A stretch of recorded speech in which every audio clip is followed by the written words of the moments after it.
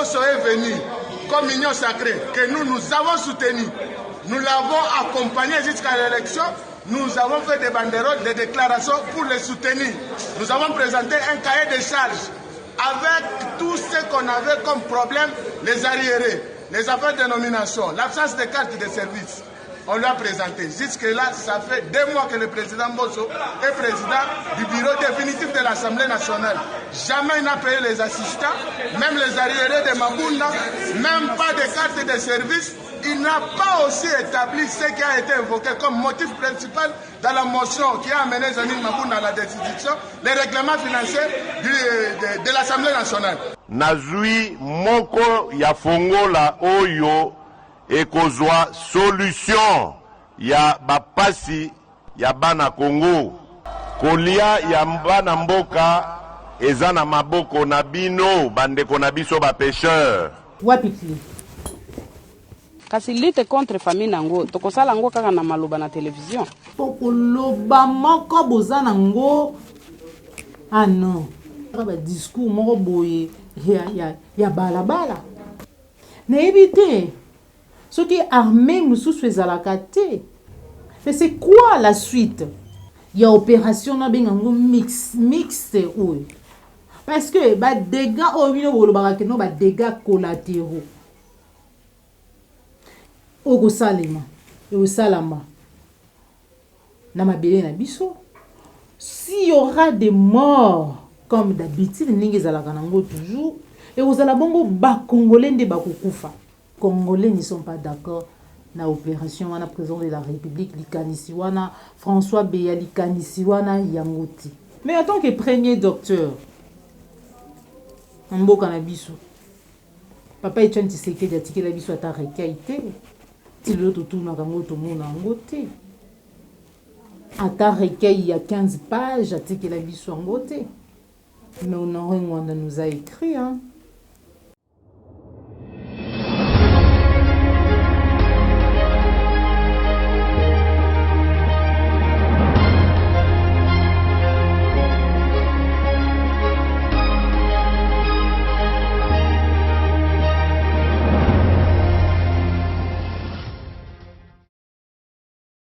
Mbote na bino bandeko balandi à la chaîne de vérité www.Pliclair Télévision, la chaîne de vérité, la chaîne qui vous informe en temps réel.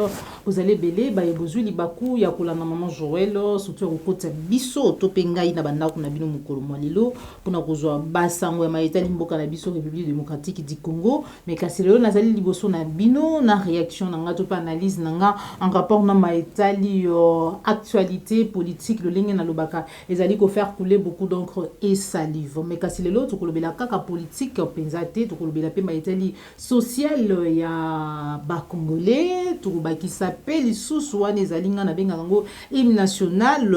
Pourquoi? Parce que chaque jour bandeko na biso bana na biso ba maman na biso ba papa na biso bazali ko katama mitu ba ko papama ba ko zala violer na partie est ya République démocratique du Congo wana ezali masolo o maman Joël Kombe na ko solo na bino soki nazali liboso na bino lingelo ba yetete parce que na yebi koleka bino mais kasi na ye kaka liboso na bino pour être partager pour être na pesa muke ya makanisi nanga étant congolais peu attend que mopandi sango lolenge na lobaka muzana ngezali ya ko informer ya ko dénoncer pe ya ko interpeller ma ezali koleka malamu te na kati ya mboka na biso République démocratique du Congo. Actualité politique ma esali ba congolais belé pas sinamité mais ezali bongo liwa ya papa Honoré Ngwanda père de la résistance oyo atiki biso mais kasi ebele ya ba congolais bazali vraiment na mawa penza makasi koleka mingi te mawa parce que bomo ina yekei mais kasi bazali fier ya maye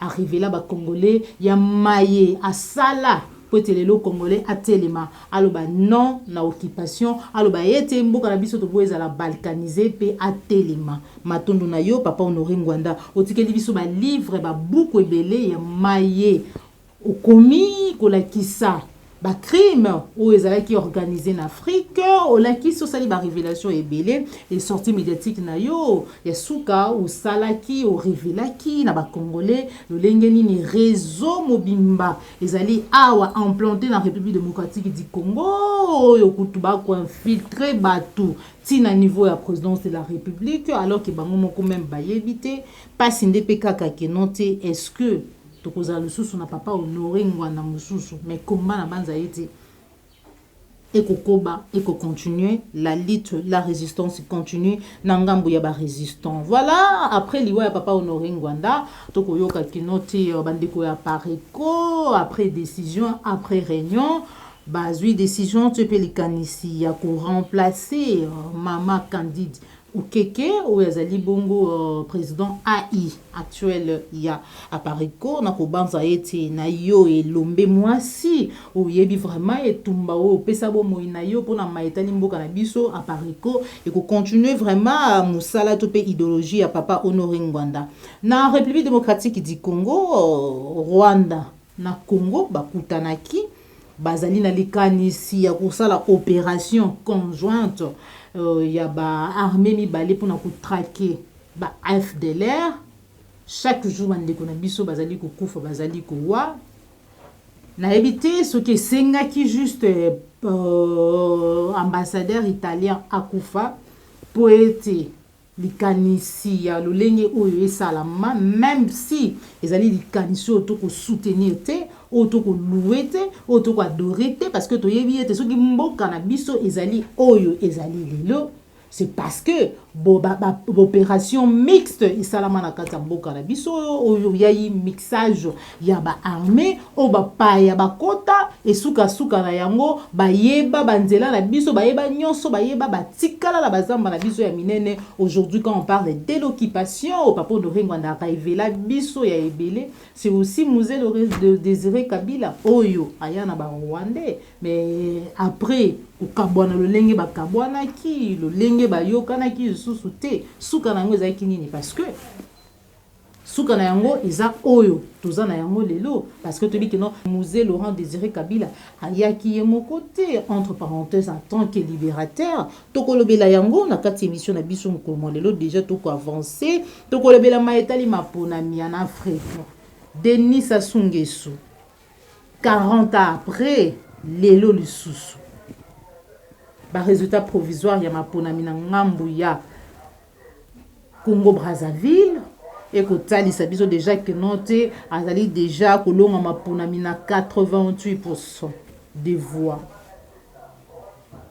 to éviter ba résultat définitif peut-être ba kobimisela biso 98% on ne sait jamais voilà comment se passe ba élection na kati ya mboka na biso réaction ya mona mboka Martin Fayulu Adolphe Muzitu en rapport na déclaration to pe communiquer moko to moni na ba réseaux sociaux kotalisa biso ete Katumbi na ngambu na ye alobi ya kozwa relève topé akokamba présidium ya Lamuka lolenge mibeko na bango elobaki le 11 avril na ngambu ya Lamuka babi ezali fake news tokolobela yango na kati émission na biso mokolo mwa lelo sans plus tarder koti vraiment na kati ya masolo na biso mokolo mwa lelo na bandi na maeva ezali bongo opération militaire conjointe Rwanda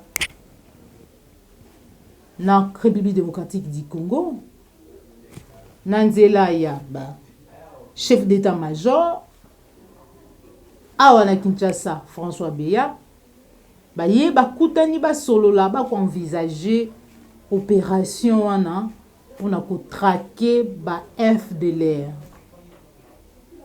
oyo d'après gouvernement congolais topé ba Rwandais lisusu bango nde bazali base to cause ya ba massacre ya ba meurtre ya ba viol ya ma union zali koleka na ngambu ya République démocratique du Congo na partie est ya mbomabele na biso toyebi awa ya pas longtemps tango tozwaki sango biso nyonso ba congolais to apprenaki ke armée rwandaise bazali na kati ya mabele na biso, bazali na kati ya mboka na biso na partie est ya République démocratique du Congo. Kagame ayanolaki alobaki ete soki armée na ye bazali na kati ya Congo, c'est parce que gouvernement na biso mutu ebengisaki bango to epesaki nzela. Mais comme si cela ne suffit pas ou ne suffisait pas, lelo tozali koyoka boko betela biso lisolo ya opération militaire conjointe Rwanda na RDC pour na traquer ba FDLR. Nayebi te soki armée mususu ezalaka te to soki kaka soki tolobi ke FARDC ezali incapable bolobi ke notre to kofinga kabino to kotoka kabino to kolobela kabino mabene, nous ne vous aimons pas. Mais c'est quoi la suite? Il y a opération oyo. Il y a opération na bengango mixte oyo. Parce que ba dégâts oyo bolobaka ke no ba dégâts collatéraux. Oko salema, o salama. Na mabele na biso. S'il y aura des morts comme d'habitude ningi zalaka nango toujours, et vous allez bongo ba congolais de ba kukufa. Pour ne pas parler de ba zamba na biso. En même temps, tant que guerre et que salama, ba minerais et que kene. En même temps, tant que guerre et que salama, tant que ceux qui traquent dans le bateau, qui traquent et que salama. Bako profiter, bako kota, bako zoa. Bako yeba, bako yekola mabele na biso mboka na biso koleka. Mais en fait, apparemment, na mboka na biso to pe bakambi ya mboka na biso babi que rote un pays sans repère, ou soit un peuple sans repère, c'est un peuple qui se perd. Tout soit un peuple, tout ba dirigeant ou bazali ba bossa naka histoire ou ba yebi histoire ya mboka te ba komema vraiment peuple to pe mboka pina na libuluku tout te mena kuna. Parce que bisonyo soto yebi ba opération oui salama ya ba mixage ya boye. L'opération conjointe sur le lenge bo salama na mboka na biso, c'est que ça a causé comme tort na mboka na biso. Je ne sais pas ce qu'après opération où il y aura plus massacre. Parce que apparemment ba parole il y a président de la République, il y a chef de l'État et s'envola kana ngoka buyango ça ka musala piste, donc apparemment oyo la kaka ba congolais oyo bisaki biso mona ki kenote yango te de sous zo mérité de sous soutien et sengi opération militaire conjointe entre Rwanda na République démocratique du Congo. Ndeko mo atunaka dernièrement bi kenote pourquoi flèche na biso, pourquoi président de la République direction na ezalaka Rwanda. Direction ya makambo na yo ya secours na yo ya ebele ezalaka Rwanda. Partenaire fiable et privilégié. Au plusieurs rapports et salama et pesama qui premier agresseur na biso ndeye et go sala passé. Et je crois vraiment que non, les Congolais ne sont pas d'accord na opération wana président de la République likanisi wana François Beya likanisi wana yangoti likanisi wana yangoti otomonaka des rapports te voilà armée congolaise ba FARDC ba repousser munguna na autant de kilomètres bazongisi autant de kilomètres, donc soit baza incapable. Pourquoi toujours il faut faire recours à l'armée mususu ya libanda alors que bisomoko tozali na armée o ya biso.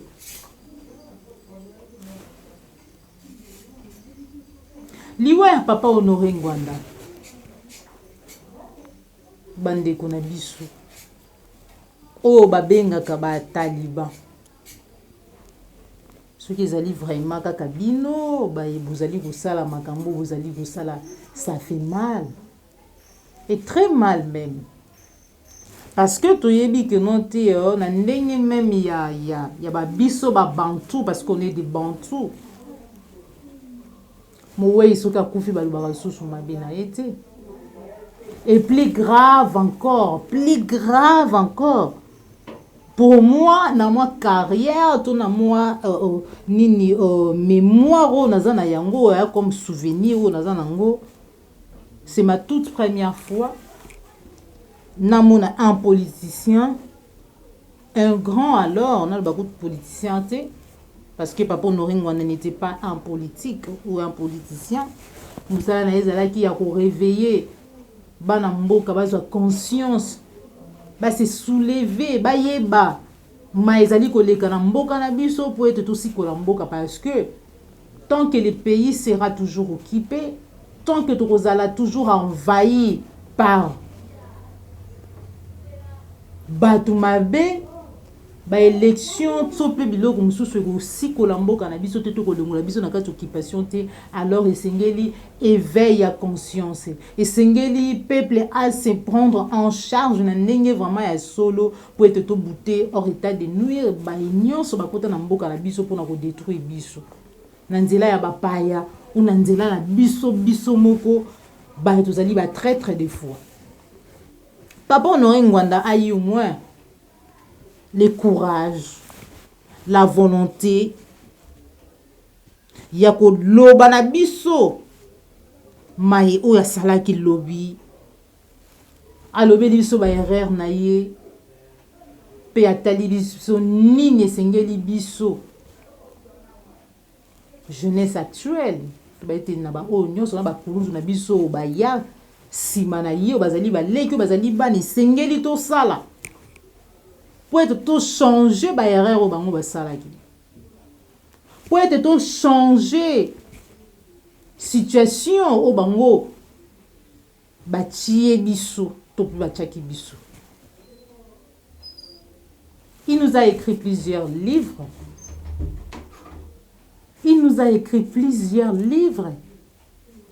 O soko zui tana o ya kotanga utangisi ma ya miso. Mais, par contre, nous avons belé, tout à katolo, babetaka lisolo ya papa Etienne Tshisekedi, ce qu'il a fait. Na bolinga pe bobeta masolo ya trahison na été. Ya maye o ya salade. Après avoir signé, créé charte, il y a un père, il s'est fait après, il y a comment qui opposant ou il y a comment qui. Tant que tu découvres bazalaki okende koliaka butu na moyo bazali opposant, il est parmi ces gens-là. Mais après tout, na combat na ye quand même ata ya mukie. Et belé ya ba politiciens quand même baza a pe na mboka na biso na République démocratique du Congo o ba ko mi benga bana na ye. Des fois nous apprécions ba initiative, to courage, to pe makamususu ba sala kana mboka na biso pour dire que nous ne pouvons pas oublier nyonso o mutasala na bomo inaye. Même ceux qui trahison ils allaient belé, traîtrise mais allaient belé. Mais en tant que premier docteur mboka na biso papa Etienne Tshisekedi atiki la biso ata requête ti le to tuna ka moto mona ngote. Ata recueil, il y a 15 pages, atiki la biso ngote. Mais Honoré Ngwanda nous a écrit, hein. Honoré Ngwanda a avoué ses erreurs. Mais andimi mabena ye, atalisi biso ya ye, yaka dio chate, hein. Yaka dio chate. Je précise que yaka dio chate. Yakajo chati oyo ye mona kiki asala ki rien oyo ye moko personnellement te mais régime quand même oyo ye azala ki ko sala oyo ye bipa azala ki mais c'est quelqu'un en qui nous devons vraiment beaucoup de respect pour ko fanda katina ba réseaux sociaux boko sala ka ba commentaire te ya ko vilpande mowe mais to ko zela bino bo sala pe ya malonga lobi pe bondima gestion na bino bondima pe o boko kei ko sala te parce que apparemment bino quand ça ne marche pas c'est les autres l'enfer c'est les autres pas vous lobi c'était Kabila qui bloquait. Tout ne marchait pas parce que Kabila et les FCC bloquaient. Aujourd'hui, n'était pas établi. Mbosso est venu comme union sacrée que nous avons soutenu. Nous l'avons accompagné jusqu'à l'élection. Nous avons fait des banderoles, des déclarations pour les soutenir. Nous avons présenté un cahier de charges avec tout ce qu'on avait comme problème, les arriérés, les affaires de nomination, l'absence de carte de service. On l'a présenté. Jusque-là, ça fait 2 mois que le président Mbosso est président du bureau définitif de l'Assemblée nationale. Jamais il n'a payé les assistants, même les arriérés de Mabunda, même pas de carte de service. Il n'a pas aussi établi ce qui a été évoqué comme motif principal dans la motion qui a amené Janine Mabunda à la décision, les règlements financiers de l'Assemblée nationale. Ce qui fait à ce que les lignes des dépenses publiques réservées dans les finances ne sont pas respectées. Les assistants sont payés dans les frais de fonctionnement. Quand ça arrive, on paye les députés.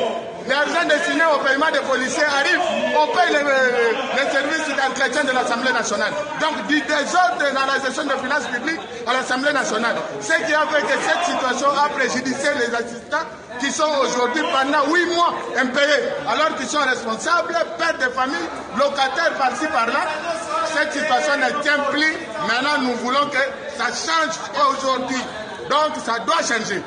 Toute union sacrée pour la nation. Ça fait, comme je l'ai dit, l'annonce, l'analyse, plus d'un mois avec deux premiers ministres dans beaucoup. 6, voire même 7 mois, sans conseil des ministres. Sans conseil des ministres. Mbokeza gouverné par des ministres démissionnaires. On est dans quel pays? On est dans quel pays? Est-ce que c'est la République démocratique du Congo? Ils ont gouverné. Ils ont gouverné réellement la situation où. Mais non, si les lots, beaucoup de gouvernement est bima. Gouvernement est bimate. C'est toujours Kabila qui bloque. Parce que c'est Kabila qui bloquait plusieurs choses. Celui qui est sorti à gouvernement.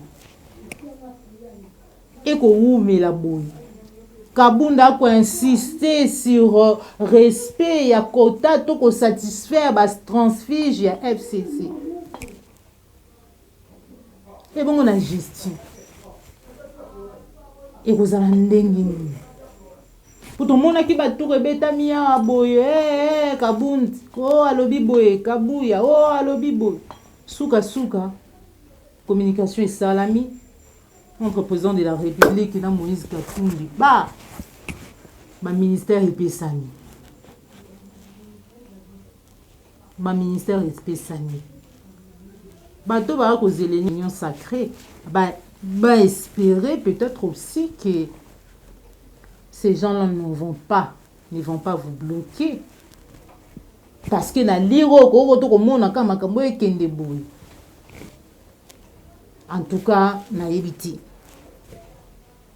Ceux qui gouvernent, mais il y a union sacrée, il y a bien-être, il y a soli, il y a congolais, ndenge bolobaki.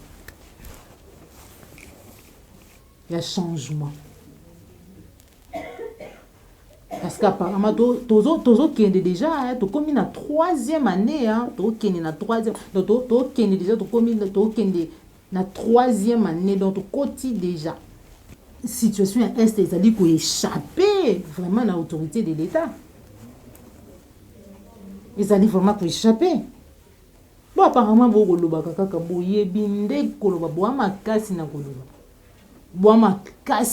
promesse.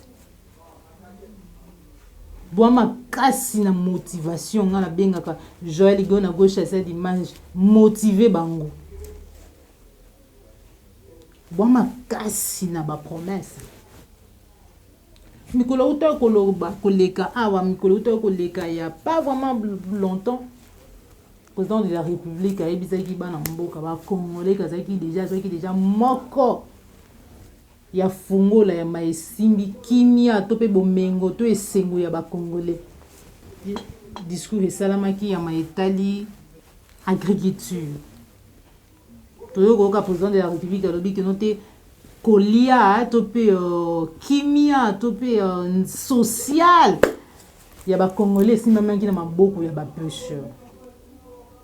Pourquoi est déjà clé? Wapi clé?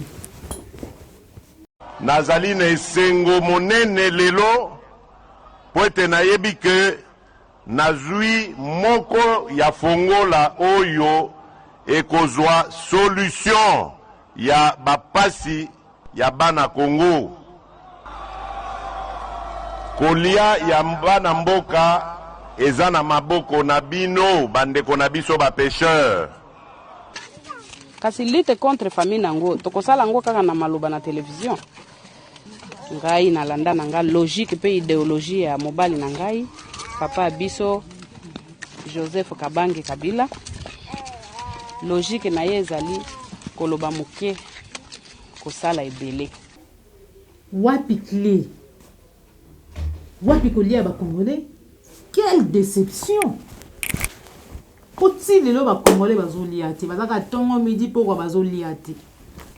Tomoni kuna bandeko ya IDPS bato ba parlementaire debout batomboki contre Kabund na Kabund. Peuple olia kaka te.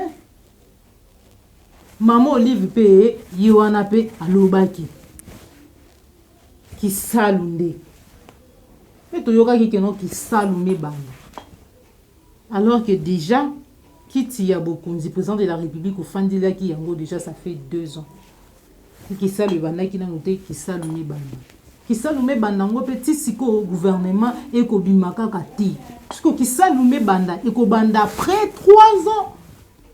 Pe banda qui déjà après 2 ans. Moko ya ba fungola.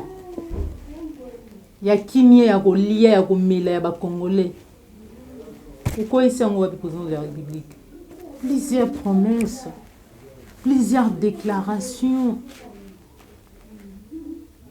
Mais concrétisation nango. Pour que l'Obama koboza nango. Ah non. Ah non, non, non, non, non, non, non, non. Pour degré, boyebi koloba. Mais déjà, bah discours populiste. Ba discours wana eza ba discours ya bana bango ya bandeko opposition to ya campagne électorale. Beaucoup en a pouvoir te en même temps kosalaka ba discours moko boye ya balabala. Ba discours ya campagne électorale. Parce que au peuple a nango besoin so c'est l'ande beau sala nde ki salume banda wana bobaki ki salume banda ya après 2 ans après 2 ans pe ki salume banda bata yango pe déjà depuis ki salume banda ça fait déjà plus de mois 2 mois to ke na 3e mois ki salume bande le côté tozo liate komela tozo melate maezate pour ezate ah régi de ce comme ko kana biso ko timola to pe ko pikola batio toza na mboka nini.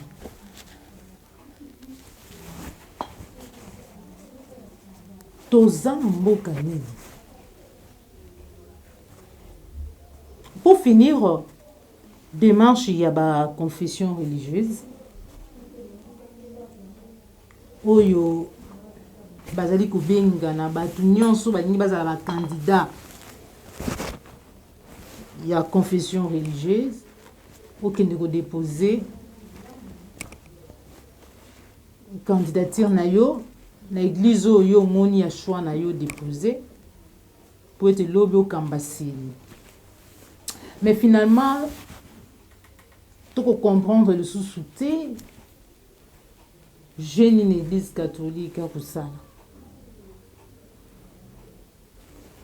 bako soutenir démarche topé loi ou ya bango ba moni que note ezali vraiment kozwa esika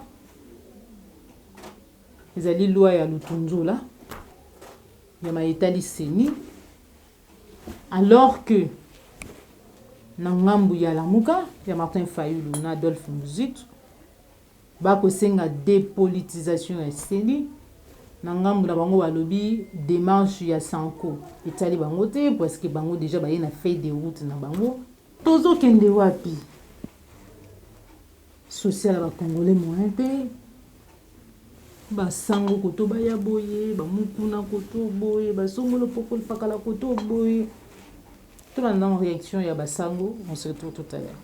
Il y a quelque chose d'important qui doit être fait dans la logique de l'engagement déjà pris du côté du Parlement pour nous faciliter de finaliser ce travail, à savoir le traitement en urgence du projet de la proposition de loi Lutundula sur l'organisation de la CENI.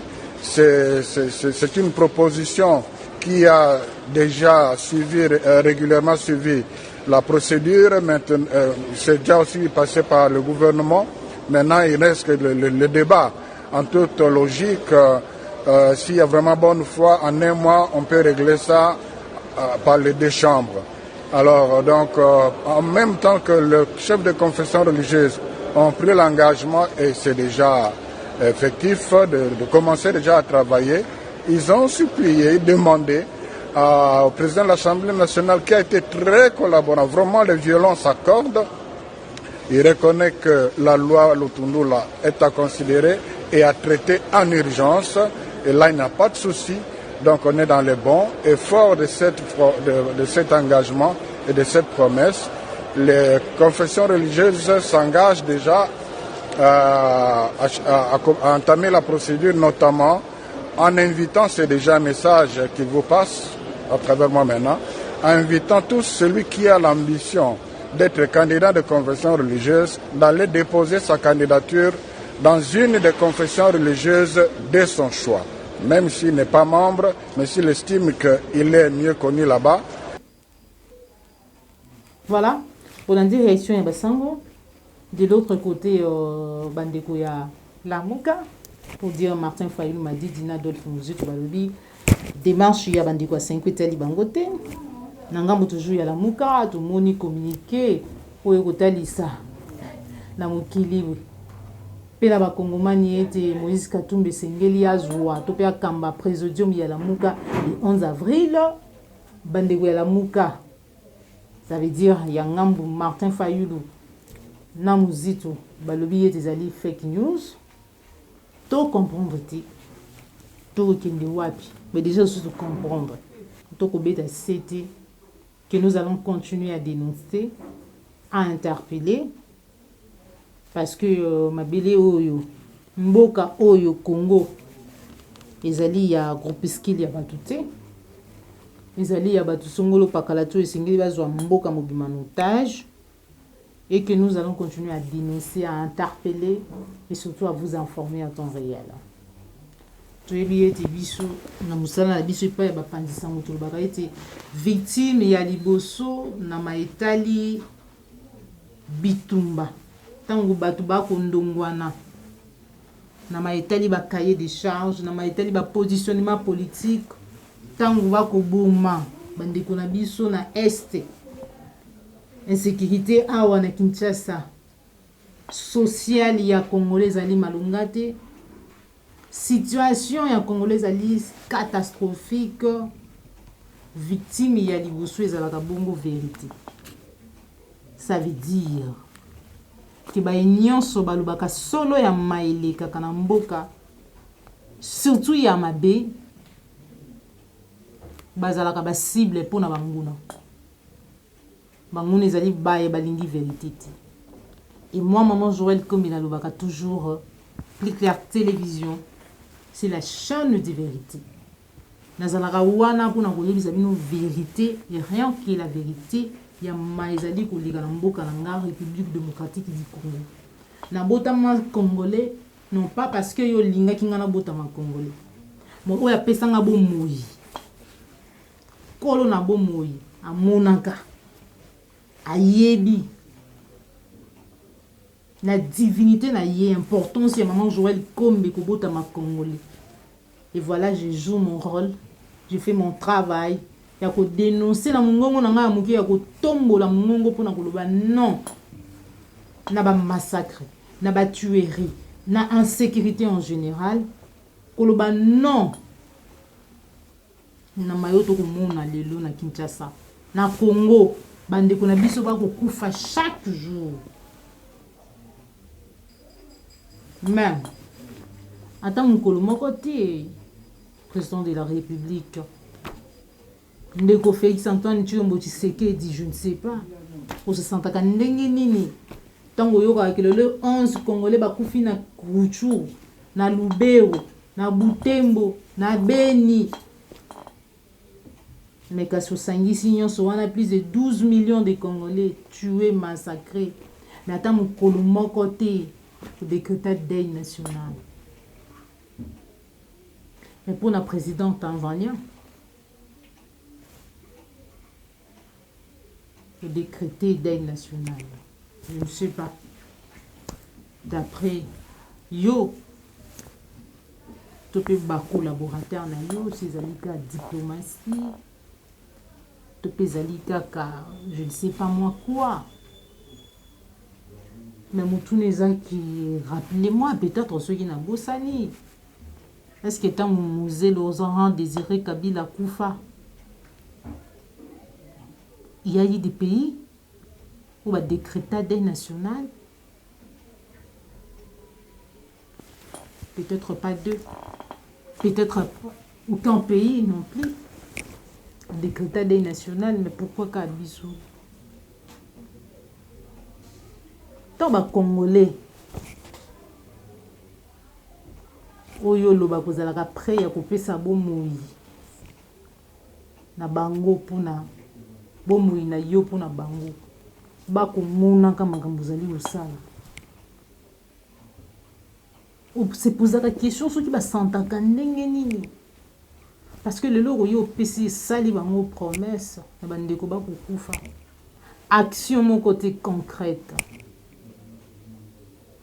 Est-ce que vraiment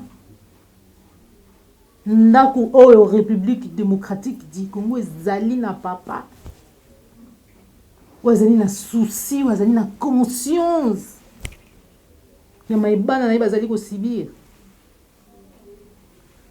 Ça fait très mal. Mais denga na lobi que nous n'allons pas nous taire. Nous allons continuer à dénoncer malgré ma menace, malgré ma incite, tout peut banjure, nègre na lobi était dans une guerre, hein? Dans un pays où il y a la guerre na ba niveau na union sur premier victime ya liboso, penza victime ya liboso ezalaka nde vérité. Merci beaucoup papa la yombe zama qui ma caméra. Bon séjour Namboka na yo papa na biai moté mamada mérite biai. Merci na Christian Bopati les référents de l'autorité morale.